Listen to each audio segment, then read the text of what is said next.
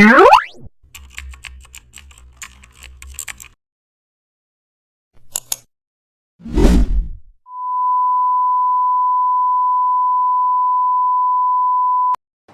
back to the channel, and don't forget to like, share and subscribe for more updates. Today we are diving into an exciting tutorial: how to create a galaxy explosion behind a model. Place a galaxy background behind the subject. Use gradient map to color blend purple and pink hues.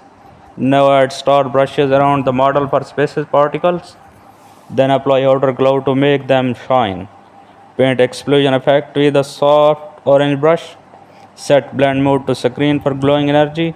Now add a smoke or dust overlays for atmosphere. Enhance the model lighting using curves and highlights. Add flares and sparkles near the explosion center.